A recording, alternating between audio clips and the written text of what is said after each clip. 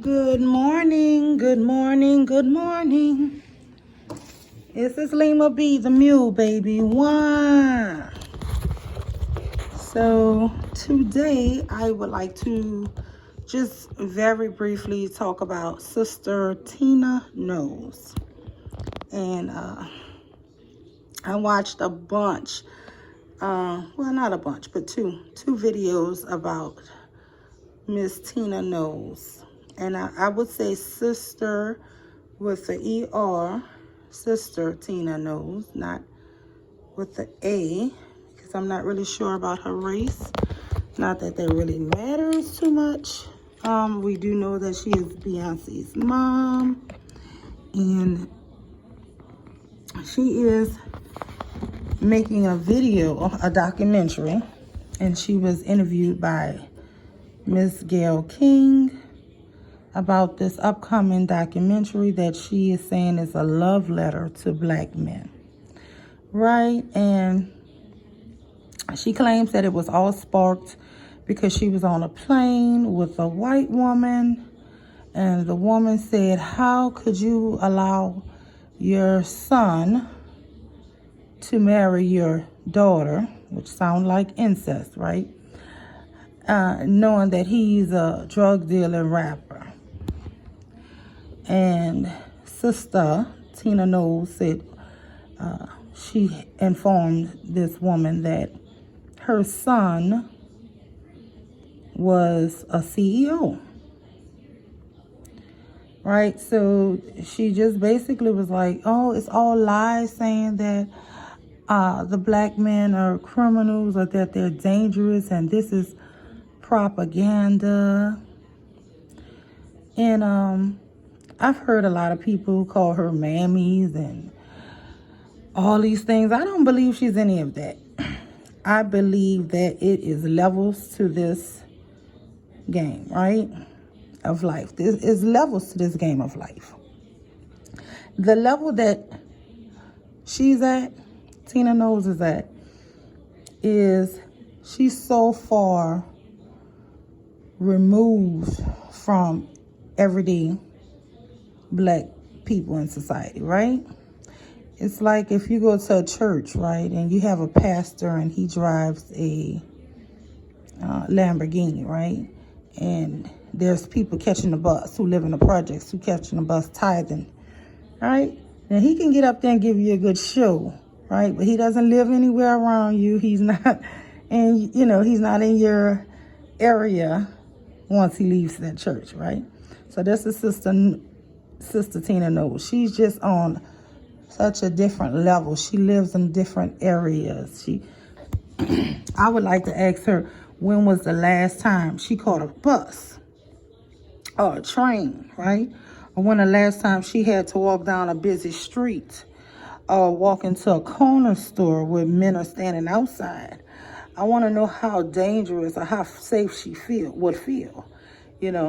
See, her problem is she just doesn't have the average person's reality, So if you're in poverty, you live in the worst neighborhoods. And crime is a big result of poverty. And to just ignore the plight that women have to go through to walk past these people that are intimidating, or catch a bus to work or a train or a subway, to take and say that this is all propaganda when we know the statistics. We know that our men are 6% of the population, so they say, and are committing 51% of murders, right? So we can go and look these things up. And the violence is real. I don't live in the hood anymore, but when I did, it's sickening to say this, but it almost became normal to drive past and somebody got a white sheet over, because it's somebody that just got killed. So I just don't want to say she's a mammy, or I just say she's so far removed that she doesn't realize that her reality is not ours. You know, she's so secluded, the majority of people that's going to even be in her area is going to be other millionaires. So her crime level is going to be a lot less. Not saying she wouldn't experience anything. I'm pretty sure somebody's scoping somewhere to go rob or break in. However, it is far less when somebody is in poverty, because guess what? They see you leave to go to work, they know that house empty. It's different when you live in a gated community.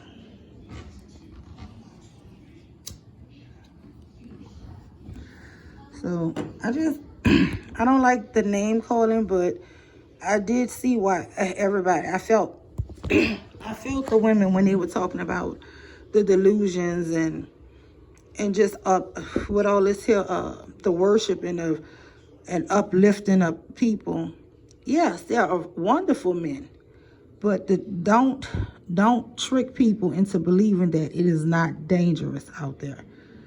That is a thing that I feel with black people. We want to hide, right? It's always and I think that's what make people get away with so much more crimes, because it's supposed to be a secret. Keep that in house, and that's why so much molestation. That's why so many problems in these communities, because if you speak on it, then you're not loyal. You're not, you're betraying the game.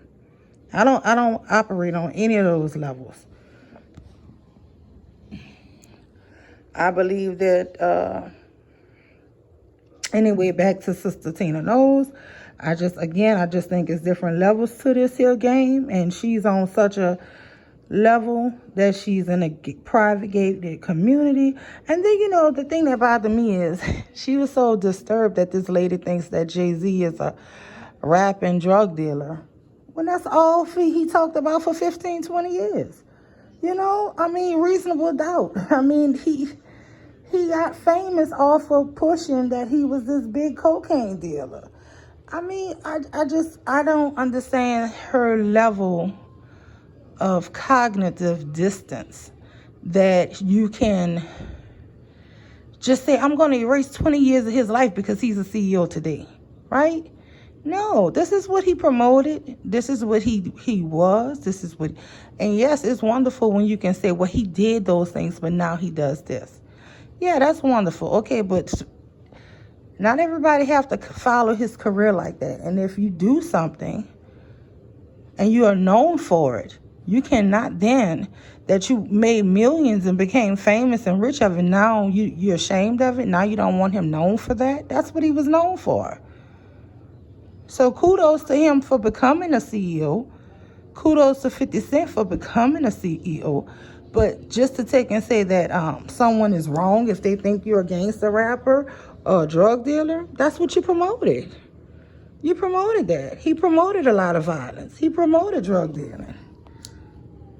So I just think it's foolishness.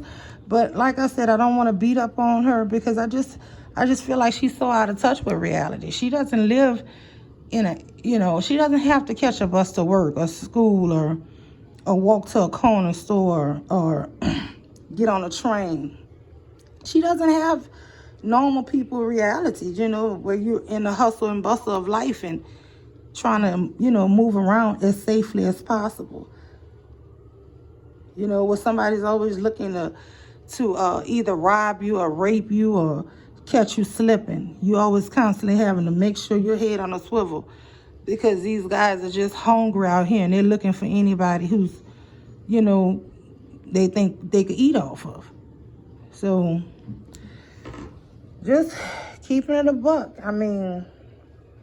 Like I said, I was not going to talk bad about her or drag her, but I do want her to know that if somebody could really be in her ear and let her know, hey, your reality is far removed from black people reality. That's even if she black. But I know she was married to a black. I know she have a daughter, And so anyway, that is my thoughts on that. And also just stop kissing a whole race of people but that you don't know. If you have a good husband, a good black man, love them. Love your black family, of course. But just stop with the desperation. My love letter to black men. What have you ever heard, this is my love letter to black women? Have you ever heard that? I have never heard that. And it's just like, we have to stop being so desperate to get approval from people who gonna be the main ones to rob and kill you, or rob and kill your son. You have sons. You know how if you raise your kid up right, but you know that they got these knuckleheads out here who don't value their life and will quickly take your son's life, will quickly take your husband's life. I mean, we got to stop this here worshiping of people who are unworthy. And we need to start saying these criminals and letting them be locked up. I'm never going to be against a black man or never be against a black woman. But I believe in calling a spade a spade. And they have too many dangerous young men who just get away with it because we want to always give them a second chance. No, if your son is out there killing people, I want him locked up. If your son is out here armed robbing people, he needs to be locked up. We have to stop with the delusions. That's the only way we can have a safe community. That is the only way we can have these successful children. My husband don't even want my son to wear Jordans because he don't want somebody to try to attack him. I'm talking about these are young kids, but this is the reality that we have to live in. Because your son is a danger to society. So, anyway, we just need to get off these delusions. And again, Sister Tina knows you don't live in the black community. You don't live in reality with black people. You live around a bunch of white people in the gated communities. And for you to be sitting up here saying that this is a myth that the black community have crime, I don't know where you get your delusions from. But it's a lot of crime in any type of poverty. And it's not just for black people. If you live in white people and they poor, trust me, it's all white people committing horrible crimes against whoever they live around. But we have to stop with the delusions as if we don't see this thing happening. This is the reason why our community sucks. Because everybody want to pretend everybody's all good. Anyway, that's my thoughts. This is the Mule. One, and I'm out.